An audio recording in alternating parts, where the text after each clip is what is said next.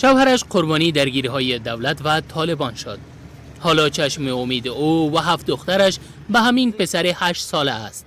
آن هم تا حدی که حتی لحظه دورش نمیگذارند.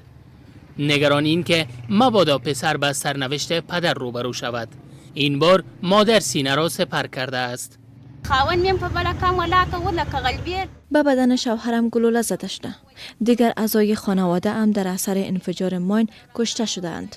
من هم به خاطر همین با پسرم می آیم اینجا می نشینم که خدای نکرده در راه چیزی نشود. اگر آرامی می بود من اینجا چی می کردم؟ خودش می رفت و دوباره می آمد. سومین سال است که فاطمه همه روزه پسرش را به مکتب می رساند. ساعتها انتظار می کشد و دوباره به خانه می بردش. آن هم در ترینکوت مرکز ارزگان، ولایت سنتی که سالهاست آتش جنگ در آن شعله‌ور است. فاطمه نگران است که پسرش روز صلا بر ندارد و یا این که مانند پدرش قربانی جنگ دیگران نشود.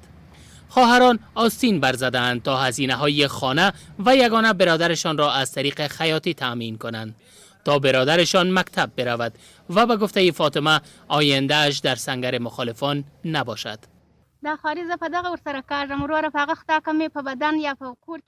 من این همه زحمت را به خاطر آن برای پسرم می کشم که می ترسم فردا بی تعلیم و بی تربیت بزرگ شود و در خط مقدم جنگ با طالبان و دیگر گروه ها نپیوندد.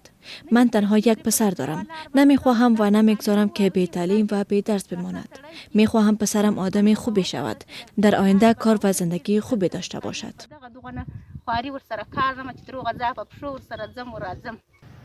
نجمل خدا آقا نیز با تمام معصومیت برای آرمان‌های مادر و خواهرانش بیشتر و بیشتر می‌کوشد.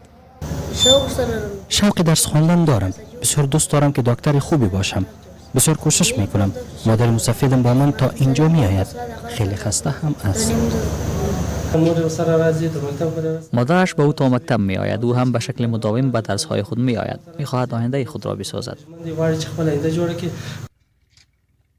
اما فاطمه به این امید است که نجمل خدا آقا در مکاتب بهتر با امکانات بیشتر بیاموزد و روز دخترانش نیز دامن علم را فرا بگیرند تا باشد قلم جایی صلا را بگیرد.